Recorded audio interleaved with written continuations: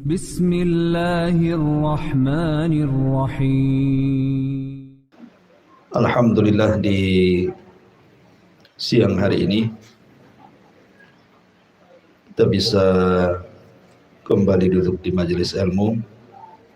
Salawat serta salam kita hadiahkan kepada Rasul kita Nabi besar Muhammad sallallahu alaihi wasallam.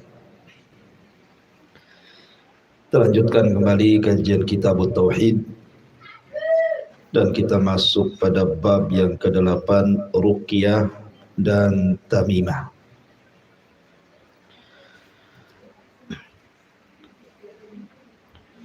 Di sini pengarang tidak menyebutkan termasuk syirik Ruqyah dan Tamimah. Kenapa? Karena ada khilaf tentang permasalahan Ruqyah dan Tamimah ini. Ada yang dibolehkan dan ada yang dilarang. Makanya di sini babnya hanya menyebutnya bab Ruqyah dan Tamimah. Ruqyah itu artinya seseorang berjampi-jampi untuk melakukan perobatan. Makanya ada istilah ruqyah syar'iyah di masyarakat itu. Artinya seseorang berjampi-jampi dengan Al-Quran atau doa-doa yang disarankan untuk dibaca dalam hadis-hadis yang sahih. Ma'asyiral muslimin yang dimuliakan Allah Subhanahu wa taala. Baik, kita masuk pada pembahasan bab di mana muallif rahimahullahu taala mencantumkan beberapa riwayat hadis Nabi sallallahu alaihi wasallam, di antaranya riwayat dalam Sahih Bukhari dan Muslim atau muttafaq alaihi dari Abu Bishr Al-Ansari.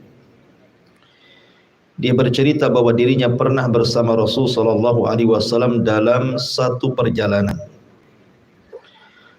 Beliau lantas mengirim utusan untuk mengumumkan, alla yabqayanna fi raqabati ba'irin kiladatun min watarin au kiladatun illa quti'at. Tidak boleh membiarkan kalung dari tali busur panah atau kalung apapun di leher unta kecuali harus diputuskan. Kemarin kita sudah membahas tentang larangan menggantungkan jimat-jimat, tangkal-tangkal baik dari benang atau yang sejenisnya. Hadis ini hadis sahih dikeluarkan Imam Muslim dan juga Bukhari, di mana Nabi sallallahu alaihi wasallam melarang tidak boleh membiarkan kalung dari tali busur ataupun kalung apapun diletakkan di leher unta kecuali diputuskan. Kenapa Rasul bersabda seperti ini? Karena ada kebiasaan orang-orang jahiliyah itu, mereka menjadikan tali-tali busur itu diikatkan di unta untuk tabarruk, untuk mencari berkah.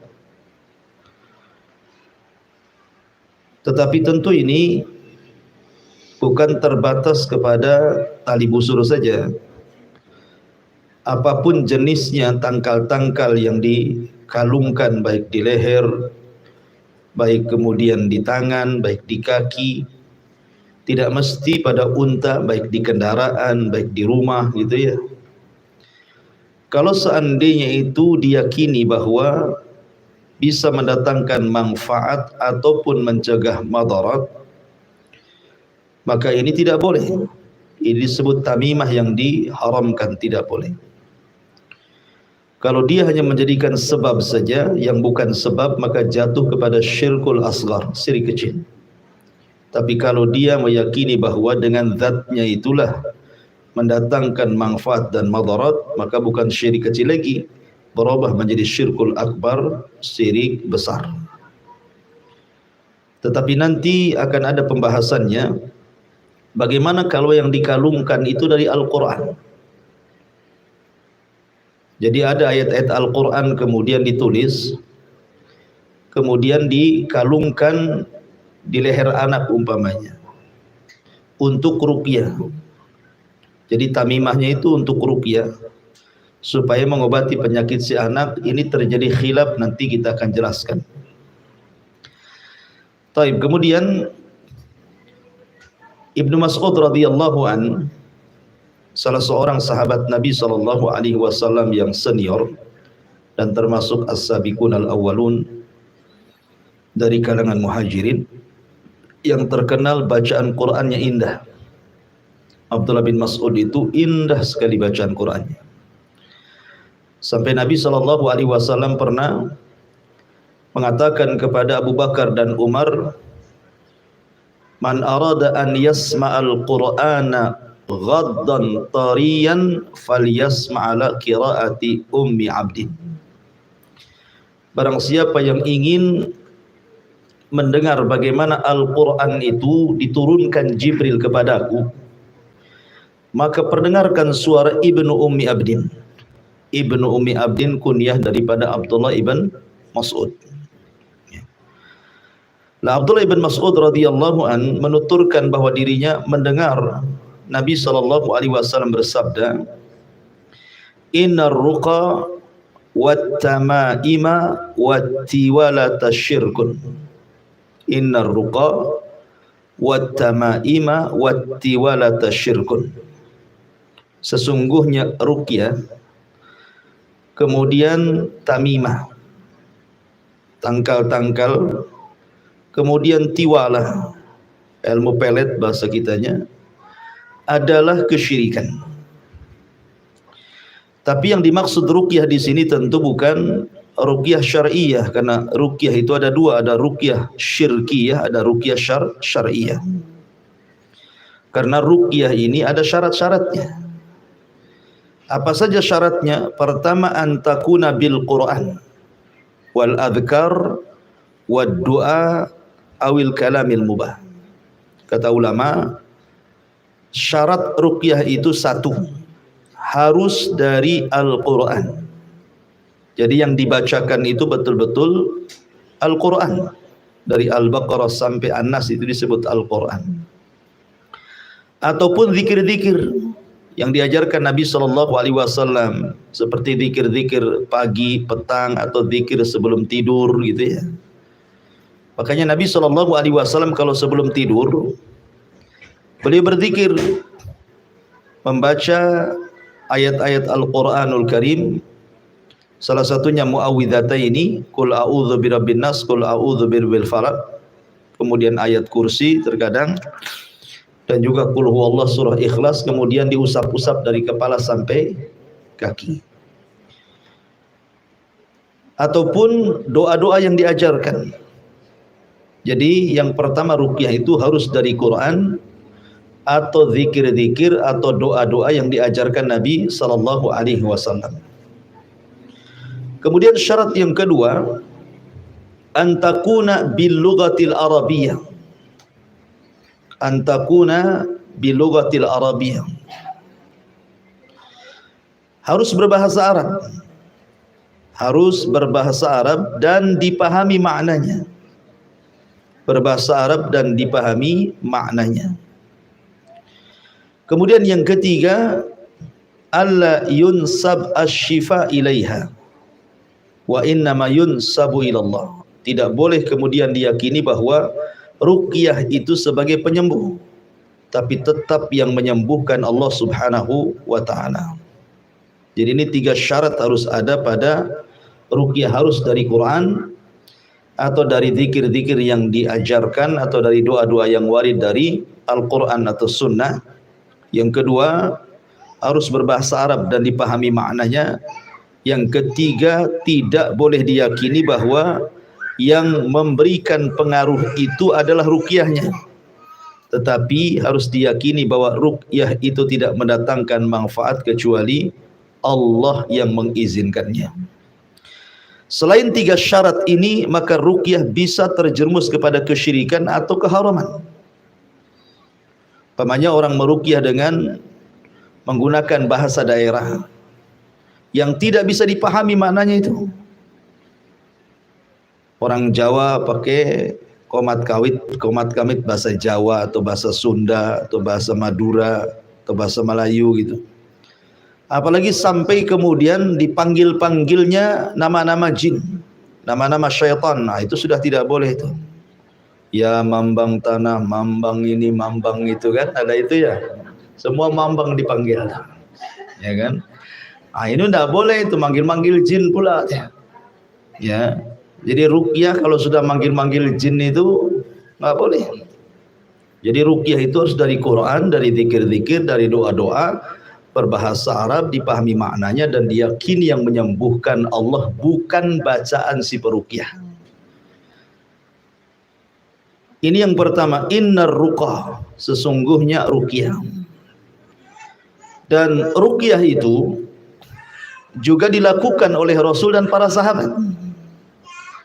Nabi SAW saja pernah diruqyah. Ketika Nabi SAW tersihir oleh seorang Yahudi namanya Labid ibn A'sam. Labid ibn A'sam pernah menyihir Nabi.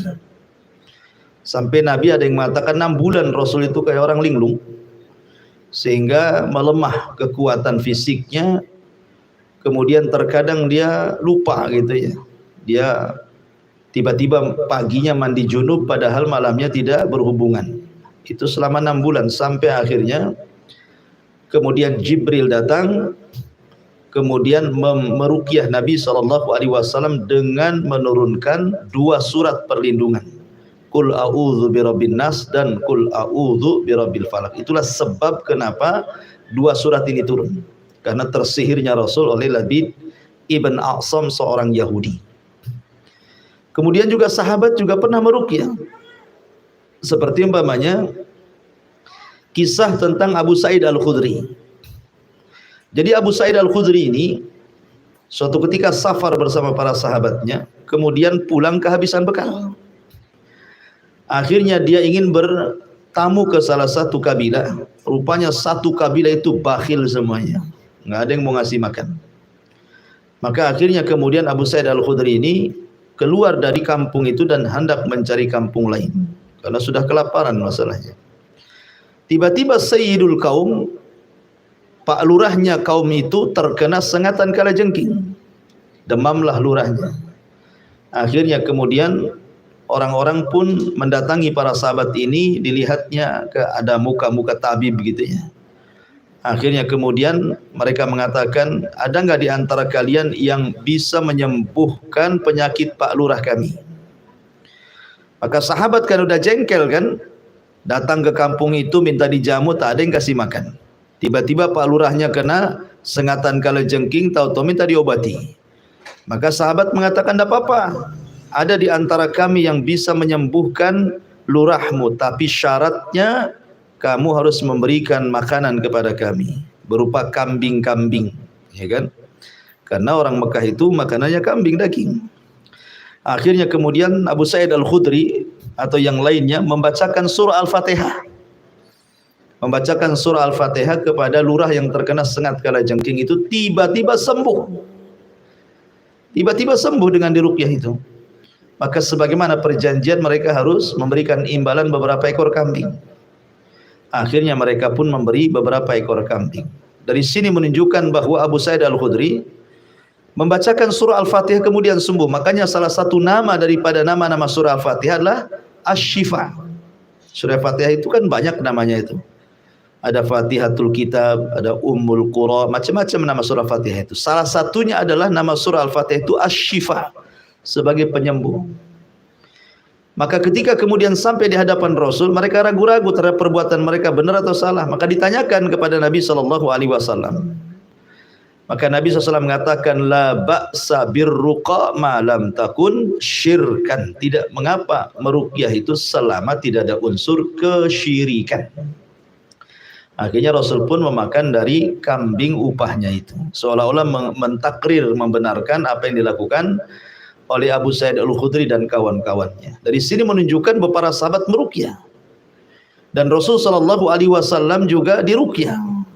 Jadi ruqyah itu boleh, ya, tetapi ruqyah yang syar'i, ruqyah yang memang betul-betul disyariatkan oleh Allah Azza wa Jalla dari Quran, dari zikir-zikir, dari doa-doa berbahasa Arab, dipahami maknanya, dan tidak dinasabkan penyembuhannya kecuali kepada Allah Subhanahu wa taala. Kemudian wat tamaimah. Adapun tamaim, tamaim itu artinya sesuatu yang dikalungkan pada anak-anak supaya anak itu tidak terkena hummah, tidak terkena demam ataupun penyakit ain, penyakit mata. Dan penyakit ain, penyakit mata maksudnya di sini adalah yang diakibatkan karena hasad, sehingga kemudian menjadi salah satu bagian daripada cabang-cabang sihir. Karena ada orang yang punya penyakit ain ini bahaya, Bu. Jadi kalau seandainya ada seseorang punya penyakit mata, penyakit ain dalam bahasa Arab, kemudian dia memandang tas kawannya, kepengen punya tas itu, tapi tidak sanggup beli, ya kan? Nanti tas itu, tas kawannya sampai rumah itu rusak tuh tasnya itu, karena ingin dimiliki tapi tidak bisa memiliki, jadi rusak barang itu, ya. Atau umpamanya seseorang mandang suami ibu, jadi ada ibu-ibu gitu ya, mandang suami ibu ganteng gitu kan, suaminya hitam gitu ya. Akhirnya dipandangi, pengen saya punya suami kayak dia. Nanti nih hubungan suami istri itu jadi cerai itu. Makanya saya nasihatkan, Bu, ya, kalau buat acara mungkin ya ngundang-undang orang lah ya ke rumah gitu ya, maka banyak-banyaklah berdoa isti'adzah ya, supaya tamu-tamu yang datang itu tidak menularkan penyakit ain.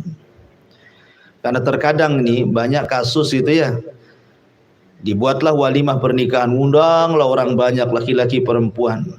Pada awalnya senang-senang saja itu, waktu ada tamu ya cekakak cekikik, ya kan, senyum-senyum gitu.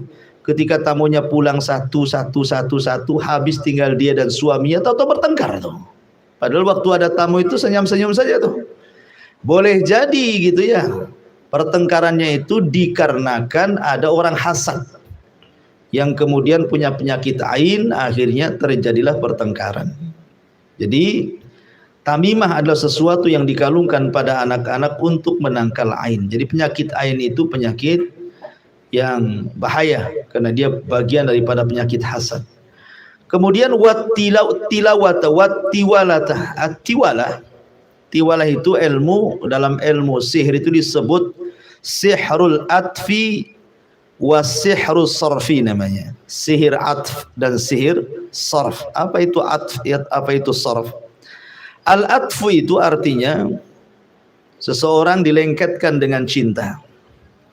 As-sarfu itu seseorang dipisahkan dengan benci. Jadi sihir itu sebagaimana Al-Quran sendiri mengatakan yufarriquna bainal mar'i wa zawji. Sihir itu kan suka bagaimana hubungan suami istri itu pisah. Lah sihir at-tiwalah ini biasanya terjadi pada suami istri. Pamannya suaminya pengen istrinya cinta sama dia, dia datang ke dukun. Pak dukun, tolong sihir istri saya supaya dia cinta sama saya. Atau sebaliknya nih, seorang istri takut suaminya kawin lagi, datang dia ke dukun, Pak dukun tolonglah suami itu buat dia cinta mati sama saya. Ya, maka dukun menyihir, suaminya akhirnya cinta sama istrinya. Ataupun sebaliknya, mungkin si istri ini punya selingkuhan, datang ke dukun, Pak dukun buat si suami itu benci sama saya biar saya diceraikan, biar saya bisa kawin lagi sama si dia gitu ya. Atau sebaliknya gitu ya, dia tidak suka dengan istrinya, disihirnya istrinya supaya benci. Atau mungkin orang lain untuk memisahkan antara suami istri, itu disebut at-tiwalah artinya ya. Lah itu dalam bahasa kita ilmu pelet namanya, itu disebut tiwalah. Lah Rasul mengatakan innar ruqa, maksudnya ruqyah yang tidak sesuai dengan syarat-syarat standar syar'i, ataupun tamaim, jimat-jimat, kalung-kalung yang tidak ada kaitan dengan masalah sebab yang syar'i atau sebab yang qadari, ataupun tiwalah, perdukunan, ilmu pelet dan yang semacamnya, syirkun kata Rasul, termasuk jenis kesyirikan. Ya. Ini hadis yang kedua. Hadis yang ketiga, dalam hadis yang marfu dari Abdullah bin Ukaim, dia dikatakan, man ta'allaqa syai'an wukila ilaihi. Barang siapa yang menggantungkan sesuatu, maka Allah akan membuatnya menggadaikan barang tersebut. Barang siapa yang menggantungkan sesuatu, maka Allah akan membuatnya mengandalkan barang tersebut. Artinya begini, kalau orang sudah gandrung dengan jimat, Bu, biasanya hatinya itu terfokus pada jimat saja gitu ya. Contoh nih, Ibu punya warung, warungnya sepi kan nih, datanglah ke dukun, akhirnya dikasih jimat, disuruh ditempel di warung, kemudian rame warungnya, alhamdulillah umpamanya kan. Lah suatu ketika kemudian sepi gitu ya, maka hatinya kemudian tergadaikan dengan jimat itu. Kenapa lah jimat ini kok nggak mempan lagi gitu ya kan? Jangan-jangan jimat ini sudah expired kan? Jimat ada expirednya pun. Jadi kalau orang suka menggantungkan sesuatu yang diyakini mendatangkan manfaat atau mencegah madarat, jadi hatinya itu akan tergantung pada jimat itu, maka dia akan melupakan Allah Subhanahu wa ta'ala. Dan kebanyakan seperti itu, Bu. Kebanyakan orang kalau gandrung dengan jimat itu pasti hatinya terlit kepada jimat ya, pokoknya hatinya ke jimat terus gitu ya. Makanya orang-orang yang terbiasa mengoleksi barang-barang antik, ya kalau hanya mengoleksi tidak masalah gitu. Tapi kalau kemudian sampai diyakini barang-barang antik tertentu, pusaka-pusaka zaman dulu, zaman jadul, zaman kerajaan apa, diyakini mendatangkan manfaat, mencegah madarat, kemudian dijadikan tangkal dan jimat, itu sudah kesyirikan namanya. Karena hati kita tertambat pada benda tersebut. Itu makna man ta'allaqa syai'an wukila ilaihi. Walaupun dua hadis ini, innar ruqa wat tamaim wat tiwala tasyirkun, ataupun man ta'allaqa syai'an wukila ilaihi, memang dipermasalahkan tentang masalah tashid dan tad'ifnya. Ada yang mengatakan sahih, ada yang mengatakan lemah. Wallahu a'lam. Taib. Kemudian di sini dibahas dalam Imam Ahmad ibn Hanbal ya. Imam Ahmad ibn Hanbal meriwayatkan dari Ruwaifi bahwa Rasul sallallahu alaihi wasallam bersabda, ya Ruwaifi, la'allal hayata tatulu bik, fa akhbirin nas anna man aqada lihyatahu aw taqallada wataran aw istanja bi raji'i dabatin aw admin fa inna Muhammadan bari'um minhu. Wahai Ruwaifi, semoga umurmu panjang. Ruwaifi memang sahabat Rasul, lama menemani Rasul, hampir 40 tahun, sehingga dia termasuk sahabat yang awal-awal gitu ya. Wahai Ruwaifi, semoga umurmu panjang. Oleh karena itulah sampaikan kepada halayak ramai bahwa barang siapa yang menggelung, mungkin menganyam gitu ya bahasa kitanya, apa namanya kalau rambut itu dikepang ya. Barang siapa yang mengepang jenggotnya atau memakai kalung dari tali busur, panah, atau beristinja dengan menggunakan kotoran binatang atau tulang, maka Muhammad berlepas diri darinya. Di sini ada 3 perkara. Pertama, aqada lihyatahu, mengepang janggutnya. Kenapa di sini Rasul mengatakan fa inna Muhammadan bari'um minhu, maka Muhammad berlepas diri dari orang yang seperti itu? Bukan berarti dia kafir, tidak. Kata-kata Muhammad berlepas diri bukan berarti dia kafir, tidak. Tetapi kalimat berlepas diri itu menunjukkan bahwa dosa itu dosa besar. Jadi perbuatan-perbuatan ini termasuk dosa besar. Lah dulu orang-orang dulu gitu ya, orang-orang di luar daripada Islam, mereka suka mengepang janggut mereka. Kalau janggut mereka panjang gitu, maka dikepang, dan itu diyakini ya, diyakini bahwa dengan mengepang janggut itu ada keyakinan tersendiri bisa mendatangkan manfaat atau mencegah madarat. Maka oleh Nabi Shallallahu Alaihi Wasallam kemudian dijadikan pelajaran bagi para sahabat gitu ya. Jangan seperti orang-orang itu meyakini bahwa dengan mengepang janggut itu bahwa itu bagian daripada mendatangkan manfaat atau mencegah madarat. Maka enggak ada itu. Ya. Ataupun yang kedua, taqallada wataran, mengalungkan benang seperti yang sudah saya kisahkan banyak di beberapa tempat itu. Ya, seperti saya pernah di sebuah pulau itu anak-anak pakai gelang dari benang, kalung dari benang. Ketika saya tanya untuk apa, katanya untuk supaya anak itu kebal, supaya anak itu tidak terserang penyakit dan macam-macam lah. Nah itu kesyirikan itu. Ya. Atau yang ketiga, awis tanja biraji idabatin aw admin, ataupun istinja dengan kotoran dan tulang, karena keduanya makanan jin, tidak boleh. Boleh seseorang itu istijmar dengan batu paling sedikit 3 gitu ya, tapi jangan dengan kotoran kering ataupun dengan tulang gitu. Alhamdulillah Bu, di Batam ini banyak air ya, jadi kalau ibu buang hajat besar tidak perlu bawa batu ke kamar mandi kan itu ya, sudah ada air, ada tisu lagi. Tapi orang-orang yang hidup di padang pasir Bu, karena saya pribadi Bu pernah mengalami, saya sendiri pernah mengalami masalahnya waktu saya di Yaman belajar itu. Kebetulan saya belajar itu di Bene Dhobian, itu sampingnya Sel Arim namanya, sungai yang disebutkan dalam Al-Quran itu Sailul Arim namanya. Nah pondok saya itu sebelahnya Bu. Jadi saya kalau nelpon itu bukan, itu susah sinyalnya itu. Jadi kalau nelpon itu harus jalan 3 kilo Bu, dari pesantren itu harus jalan 3 kilo ke atas bukit. Jadi bukit itu tinggi. Sampai di atas bukit itu tidak semua tempat itu ada sinyal. Lah orang-orang Baduy itu menandai dengan kayu. Jadi yang ada sinyal itu ditandai kayunya. Jadi kalau kita nelpon itu, handphonenya loudspeaker ditempelkan di kayu itu Bu. Itu pun cuman 1 darjah saja bahasanya ya, 1 garis gitu ya.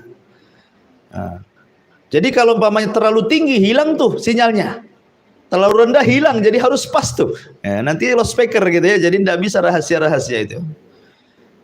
Jadi pas pengen berak ya, pengen buang hajat kan, namanya di padang pasir ya, bingung mau kemana gitu ya. Terpaksa lah akhirnya kita buang hajat di sekitar situ. Ya dengan batu lah. Memang beda rasanya Bu, cebok dengan batu, dengan cebok dengan air itu beda. Saya rasakan sendiri beda kayaknya. Mungkin bahasa Sundanya kepet tuh apa istilahnya ya. Nggak enak gitu ya, nggak nyaman kayaknya. Nah, orang terbiasa dengan air gitu, tiba-tiba istijmar dengan batu gitu ya. Nah memang daerah-daerah sana sulit, air sulit. Makanya kadang-kadang di masjid, kemudian di beberapa pondok pesantren itu kalau ada orang Indonesianya itu bersih WC itu, karena orang Indonesia kan jijian. Jadi kalau habis berak itu dibanjur bersih-bersih ya. Orang sana itu tidak jijian orangnya. Kadang-kadang habis berak ditinggal saja numpuk di toilet. Kadang-kadang dorongnya itu bukan pakai air, ditimpa batu. Batu nanti di atas batu ada berak lagi, tumpuk-tumpuk, akhirnya penuh dengan kita yang bersihkan. Jadi kadang-kadang seperti itu. Artinya bahwa mungkin daerah sini mungkin istijmar mungkin tidak berlaku lah karena banyak air. Tapi daerah Timur Tengah, daerah padang pasir, daerah Yaman itu kan yang sulit-sulit air kan mungkin istijmar menggunakan batu. Tetapi di sini dilarang itu. Terkadang susah cari batu, rupanya ada kotoran unta yang sudah kering atau kotoran keledai yang sudah kering gitu ya. Disangka batu gitu kan kalau sudah kering.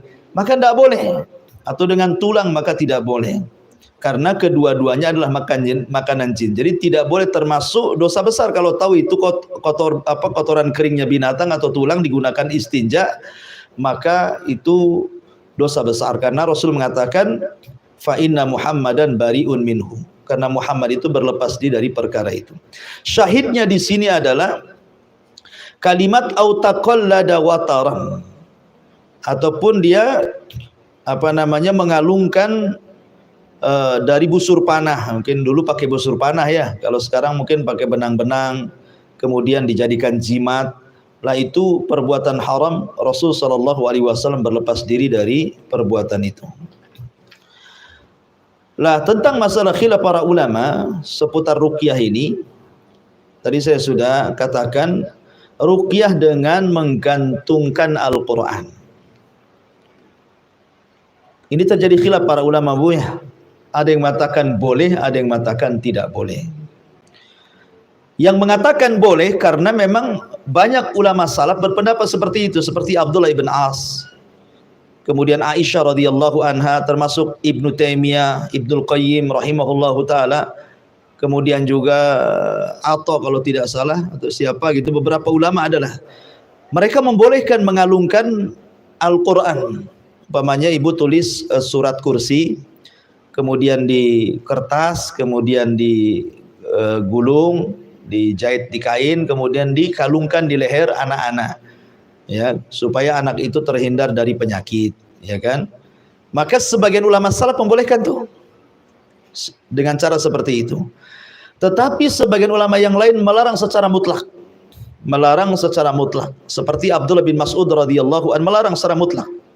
Dan beberapa ulama yang lainnya. Alasannya satu, karena syaddu dzari'ah, sedia payung sebelum hujan. Jangan sampai kemudian akhirnya Quran yang dikalungkan itu berubah jadi jimat.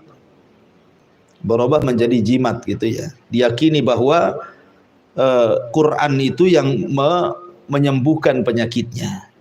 Padahal Allah yang menyembuhkan penyakitnya.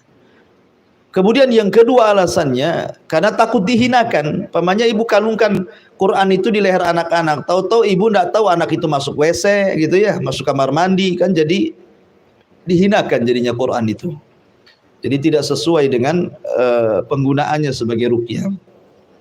Atau sebagian ulama mengatakan dilarangnya, dia khawatirkan, dia meyakini bahwa zat yang dikalungkan itulah yang mendatangkan manfaat dan mencegah madarat. Nah, ini jatuh kepada kesyirikan keyakinannya. Makanya Abdullah bin Mas'ud melarang secara mutlak, tidak boleh mengalungkan Al-Quran untuk mengobati. Tapi sekali lagi kita tidak perlu berkeras dalam masalah ini karena ini khilaf ulama ya. Kalau ada yang melakukan seperti itu, ya silakan saja, mungkin berpendapat dengan ulama yang membolehkan. Tapi kalau saya pribadi, saya cenderung kepada pendapat Abdullah bin Mas'ud radhiyallahu anhu, tidak boleh secara mutlak. Mau Quran, mau bukan Quran gitu ya, maka tidak boleh. Kalau mau meruqyah tidak usah digantungkan, cukup dibaca saja. Cukup bacakan. Bacakan Quran kepada orang yang hendak disembuhkan penyakitnya. Dan Quran itu bukan obat kesurupan saja. Bukan kalau ada kesurupan baru kemudian datang ke Ustaz, tolong ruqyah saya Ustaz. Tidak, Quran itu obat segala sesuatu. Quran itu bisa mengobati penyakit badan, bisa mengobati penyakit ruh. Makanya Allah mengatakan wa nunazzilu minal Qur'an ma huwa syifa. Ya, ma huwa syifa. Kami turunkan Al-Qur'an itu di dalamnya ada obat. Ya kan? Maka biasakan ibu mengobati penyakit dengan Al-Qur'an. Pamannya anak demam gitu kan, kok nggak turun-turun. Cobalah baca surah Al-Fatihah, bacakan ke air, minumkan ke anak itu. Yakini, karena sugesti itu bagian daripada pengobatan. Yakin bahwa ini wasilah penyembuhan dan Allah yang akan menyembuhkan. Sebagaimana kemarin kita sudah jelaskan bahwa unsur penyembuhan itu dengan menggunakan sebab-sebab itu ada dua, ada sebab syar'i, ada sebab qadari. Sebab syar'i itu artinya sebab memang Rasul mengatakan seperti itu atau Al-Quran mengatakan seperti itu bahwa itu pengobat gitu ya. Maka itu sebab syar'i. Lah Quran ini sebab syar'i. Karena memang Allah yang mengatakan Quran itu obat, jadi nggak usah ragu-ragu. Bacakan saja. Ya, bacakan saja. Punya anak bayi malam-malam kok nangis terus. Bacakan Quran. Niatkan itu mengobati. Gitu ya. Itu namanya ruqyah namanya. Jadi ruqyah syar'iyah itulah yang dibolehkan. Dan tidak boleh mencampur adukan ruqyah syar'iyah dengan ruqyah syirkiyah. Contoh umpamanya bacaannya di awal betul surah Al-Fatihah, auzubillahi minasyaitonirrajim, bismillahirrahmanirrahim. Tahu-tahu setelah Al-Fatihah tiba-tiba kemudian dia berqomat kamit, tidak paham kita kan. Gitu ya. Apa waswis-waswis nggak jelas itu kan. Maka kalau seandainya tidak jelas bacaannya, tidak dipahami maknanya, ini mencampur adukan yang hak dengan yang batil. Maka itu bukan ruqyah syar'iyah, itu namanya iltibas bainal haqqi wal batil. Dan Allah mengatakan wala talbisul haqqa bil batil. Jangan kau campur adukan yang hak dengan yang batil. Maka ruqyah syariah itu harus sesuai dengan syarat-syarat yang sudah saya kemukakan di awal. Taib, sedikit masalah ruqyah juga. Ada hadis Nabi SAW yang mengatakan seperti ini. Di antara umat wahai Muhammad, ada 70.000 orang yang masuk surga tanpa hisab dan adab. Kemudian sahabat pun bertanya, siapa orang yang masuk surga tanpa hisab dan adab itu? Kemudian Rasul menyebutkan 4 syarat kan? 4 sifat. 1, alladzina la yastarkun. Yang kedua, wala yaqtaun. Yang ketiga, wala yatatayyarun. Yang keempat, wa ala rabbihim yatawakkalun. Yang pertama di sini Rasulullah mengatakan la yastarkun, tidak minta diruqyah. Sementara Rasul pernah meruqyah dan pernah diruqyah. Sahabat juga sama, pernah meruqyah dan pernah diruqyah. Bagaimana mungkin kemudian Rasul mengatakan orang yang akan masuk pada kelompok 70.000 yang masuk surga tanpa hisab dan adab tidak boleh minta diruqyah? Apa maknanya? Maknanya tidak boleh minta diruqyah itu artinya sedikit-sedikit tolong ruqyah saya, sedikit-sedikit tolong ruqyah saya. Meminta itu tak boleh. Tetapi ulama mengatakan kalau seandainya memang tidak ada pengobatan kecuali dengan ruqyah, memang ini tidak bisa diobati, dokter angkat tangan, tabib angkat tangan, herbal angkat tangan, dan tidak bisa diobati kecuali dengan ruqyah, kemudian dia minta ruqyah, maka yang seperti ini tidak terkeluar dari 70.000 orang yang masuk surga tanpa hisab dan adab. Jadi orang yang terkeluarkan dari 70.000 orang yang tanpa hisab dan adab pada hari kiamat itu artinya orang yang sedikit-sedikit minta ruqyah. Demam sedikit, tolonglah Ustaz ruqyah. Keseleo sedikit, tolonglah diruqyah. Apain semua diruqyah gitu ya. Sakit gigi, tolong diruqyah. Jadi sedikit-sedikit minta ruqyah itu yang dilarang, tidak boleh. Ya, tidak boleh. Kemudian juga yang harus dipahami bahwa ketika seseorang melakukan ruqyah itu, maka ruqyah siapapun bisa meruqyah. Ibu sendiri bisa meruqyah kok, tidak mesti ustaz, tidak mesti orang alim. Siapapun bisa melakukan ruqyah mandiri. Ruqyah mandiri. Dan orang yang kalau sudah minta ruqyah, artinya diruqyah orang lain, maka jangan meyakini bahwa yang meruqyah itulah yang menyembuhkannya, atau bacaan peruqyah itulah yang menyembuhkannya. Tetap yang menyembuhkan Allah Subhanahu wa taala. Mereka hanya perantara saja. Ya, jadi itu berkenaan dengan masalah ruqyah. Ya, wallahu alam tentang masalah ruqyah yang jelas bahwa kalau sesuai dengan syarat yang ditentukan, 1, saya ulangi, harus dari Al-Quran, dari zikir, dari doa-doa yang warid. Yang kedua, harus berbahasa Arab dan dipahami maknanya. Dan yang ketiga, tidak diyakini bahwa ruqyah itu yang menyembuhkannya, tapi yang menyembuhkan Allah Subhanahu wa ta'ala. Inilah bab yang ke-8. Taib, sampai di sini. Silahkan kalau ada yang ingin bertanya, tafadhol.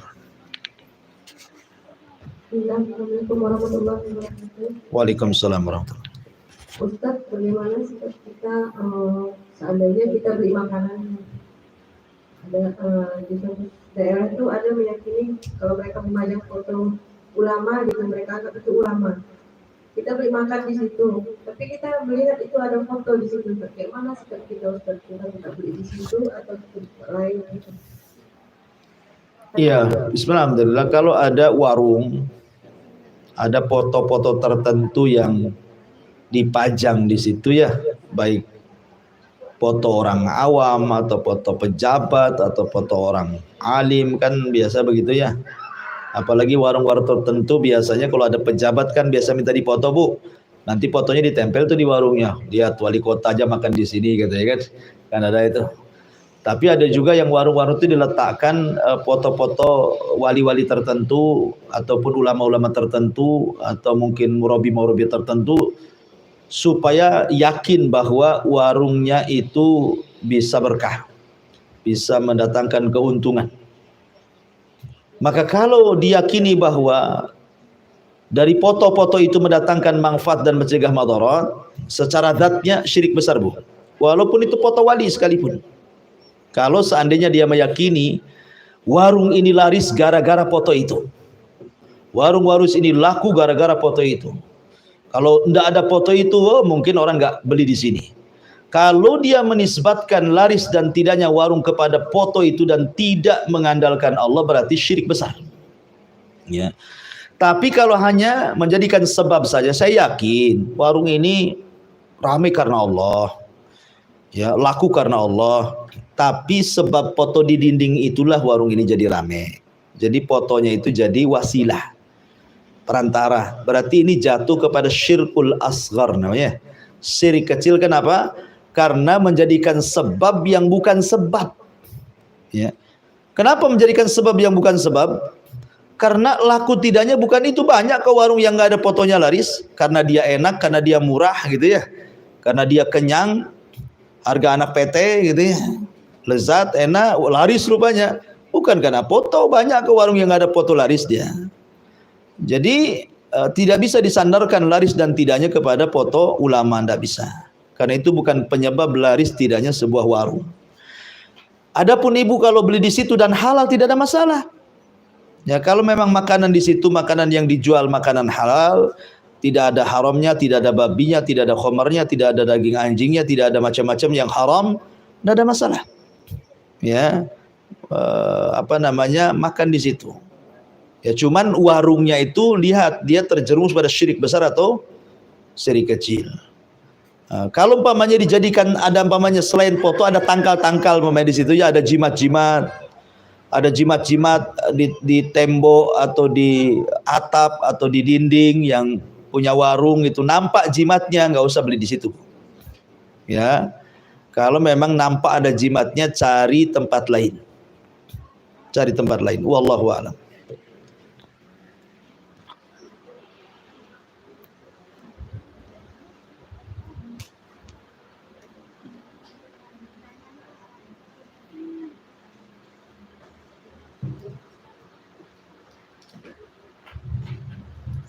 Assalamualaikum warahmatullahi wabarakatuh, Ustaz. Waalaikumsalam warahmatullahi wabarakatuh. Apa mau bertanya tentang mahram dan safar.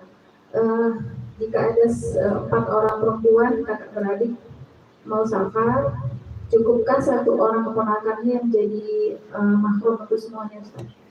Cukup, nggak ada masalah. Yang penting ada 1 mahram yang melindungi semuanya. Karena bagaimanapun safar tanpa mahram itu bahaya.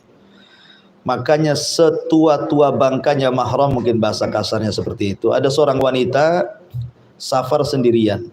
Yang satunya seorang wanita safar dengan kakeknya yang usia 100 tahun. Itu masih aman safar dengan kakek yang 100 tahun.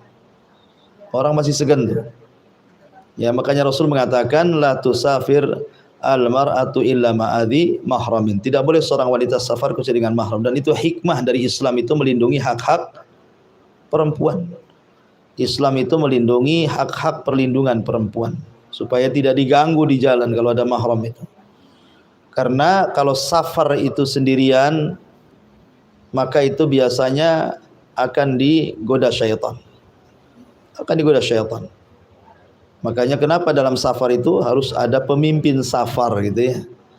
Sunahkan pemimpin safar itu supaya selamat ketika safar, karena safar itu qit'atun minal adzab. Dia bagian daripada azab Allah. Gak ngapa-ngapain pun safar itu capek. Ya kan? Wallahu a'lam. Satu lagi, Ustaz. Ya. Jika kita mendengar suatu tempat itu misalnya tempat jualan itu ramai karena ada penglaris atau bagaimana, tapi kita sendiri tidak meyakini di situ ada sesuatu. Terus boleh nggak kita menyampaikan kepada orang lain, kata orang di situ ada begini dan begitu? Nggak boleh, suudzon tuh. Itu suudzon namanya, Bu. Ya, terkadang seseorang itu main tuduh-tuduh saja. Kok warung itu ramai, jangan-jangan ada tuyulnya. Jangan-jangan ada jimatnya. Lah ibu nggak pernah melihat tuyul jimatnya, kok bilang ada jimatnya. Berarti kan suudzon namanya. Itu rizki, mungkin memang rizkinya Allah bukakan di situ. Allah itu kalau mau buka rizki orang itu sebentar saja. Orang kalau mau bangkrutkan orang itu sebentar saja. Jadi tidak perlu suudzon. Ya kalau ada ramai, alhamdulillah. Senanglah saudara kita ramai. Alhamdulillah warung itu ramai kali ya. Coba anak punya warung kayak gitu. Tapi bukan hasad. Ya. Hanya keinginan saja pengen seperti dia. Bukan supaya dia bankrupt pindah ke kita. Bukan tuduh hasad tuh. Jadi nggak boleh. Apalagi sampai ibu kemudian menyebarkan ke orang, berarti ibu kena pasal menyebarkan hoax tuh. Nah itu nggak boleh tuh menyebarkan berita hoax. Jadi namanya suudon kepada orang, berita dusta pula disebarkan. Ini bahaya. Maka kalau belum ada bukti, dan juga ngapain pula lah ngurusin orang, Bu? Itu kan warung-warung orang, suka-suka dia rame lah. Kenapa pula kita bukan orang, bukan keluarga, bukan apa pula sewot nengok orang kalau rame gitu ya. Jadi jangan, tidak boleh itu suudzon. Karena ada di orang-orang awam itu, jangan itu aja, Bu. Kadang-kadang orang sakit nih, orang-orang awam nih, itu tuduhannya itu pasti disihir tetangganya itu. Ada pula yang gitu tuh.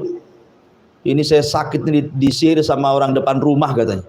Kenapa? Nggak tahu itu, kalau mandang saya sinis terus, makanya nyihir saya kayaknya. Lah, kok gara-gara mandang sinis kemudian dituduh menyihir dia pula? Kan nggak bisa kita tuduh-tuduhan seperti itu. Maka tidak boleh, ya, tidak boleh, Bu. Itu jaga lisan ya, nggak boleh. Wallahu a'lam.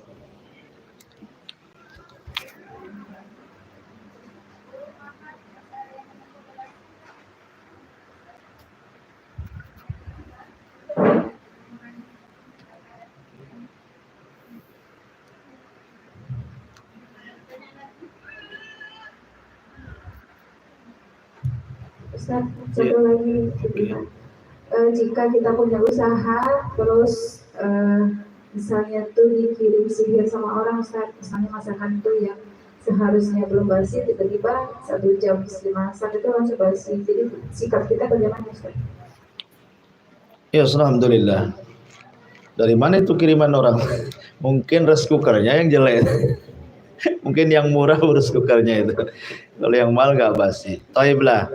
Kalau memang seperti itu, ya coba saja kita ruqyah warung itu.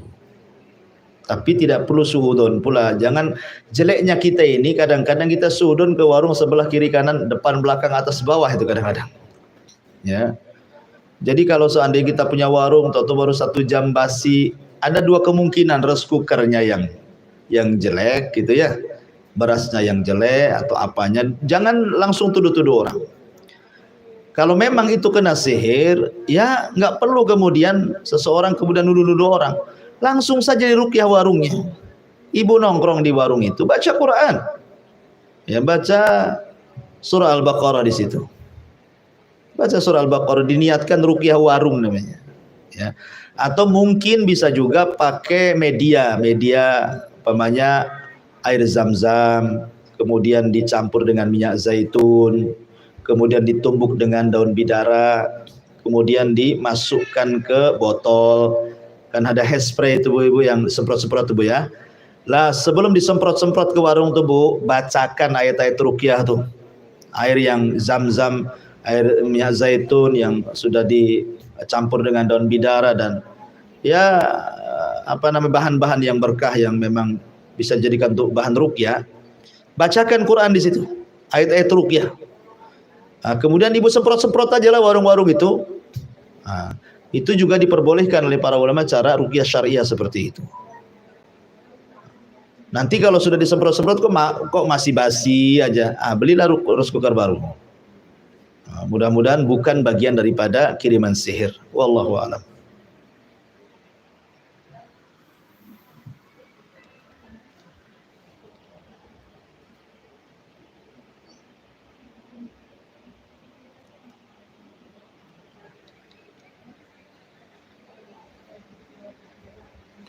Ya, ini ada pertanyaan di kolom komentar di YouTube.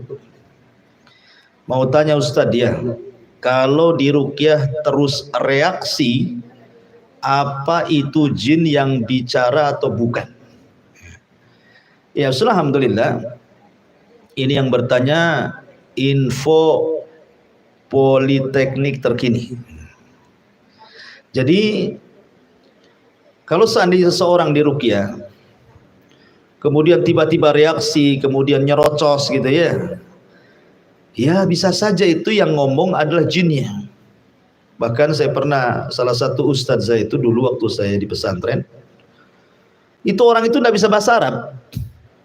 Tiba-tiba di ruqyah, kemudian nyerocos ngomong pakai bahasa Arab gitu. Oh, rupanya jinnya dari Timur Tengah rupanya. Ya. Jadi terkadang seperti itu gitu ya. Terkadang dia dirasuki jin Padang, pakai bahasa Minang pula dia nyerocos gitu ya. Gitu ya. Bisa juga. Ya, jin itu kan punya bahasa sendiri-sendiri tergantung daerahnya, Ibu ya. Jadi terkadang seperti itu, dia reaksi, nggak apa-apa. Tetapi kalau meruqyah itu jangan diperbanyak dialog. Kesalahan seorang peruqyah itu sudah tahu jin tukang dusta, diperbanyak dialog pula. Tidak perlu. Kalau meruqyah itu bacakan Quran saja. Kalaupun harus bicara persis seperti yang diperintahkan Rasul, cukup menyebut rujya aduwallah, keluar kau musuh Allah. Kecuali kalau memang jin itu kemudian menyerah dan ingin masuk Islam, tuntun dia supaya bersyahadat. Kalau dia jin seorang muslim yang fasik, maka suruh tobat kemudian keluar.